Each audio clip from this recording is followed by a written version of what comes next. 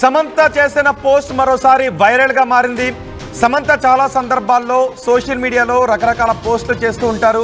ఆమె జీవితం గురించి, ఆమె ఒంటరితనం గురించి, ఆమె అనుభవిస్తున్న బాధ గురించి, ఆమె ప్రేమ గురించి ఇలా చాలాసార్లు పోస్టులు చేస్తుంటారు. మొన్న ఫిబ్రవరి 14th రోజున కూడా, ప్రేమికుల రోజున కూడా ఆమె ఒక పోస్ట్ చేశారు. 3 ఫోటోగ్రాఫ్స్ని షేర్ చేశారు.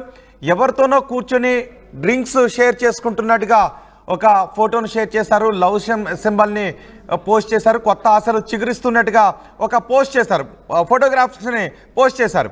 ఆ తర్వాత సమంత సైలెంట్గా ఉన్నారు. మళ్ళీ ఎటువంటి పోస్టులు చేయలేదు. ఇప్పుడు సమంత ఒక రీల్ని పోస్ట్ చేశారు.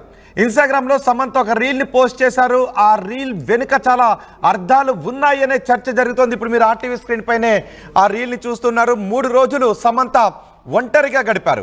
ఒంటరితనం గురించి ఇప్పుడు సమంత చేసిన పోస్ట్ చర్చనీయాంశంగా మారింది. ఒంటరిగా ఉండటం కష్టం అనే విషయాన్ని, ఒంటరిగా ఉండటం అనేది భయంగా ఉంటుంది అనే విషయాన్ని ఆమె షేర్ చేసిన సందర్భాన్ని కూడా మనం చూడొచ్చు.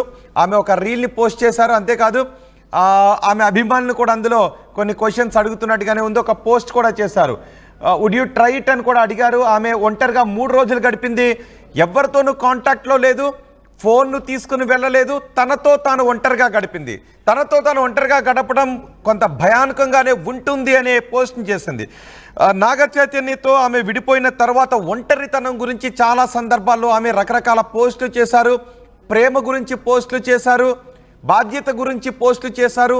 తనను తిడుతున్న వాళ్ళ గురించి బాధను వ్యక్తం చేస్తూ చాలా పోస్టులు చేశారు. సమంత చేసే పోస్టులు పైకి ఒక రకంగా ఉంటాయి, లోపల దాని వెనుక ఎంతో అర్థాన్ని దాగి ఉంటుంది.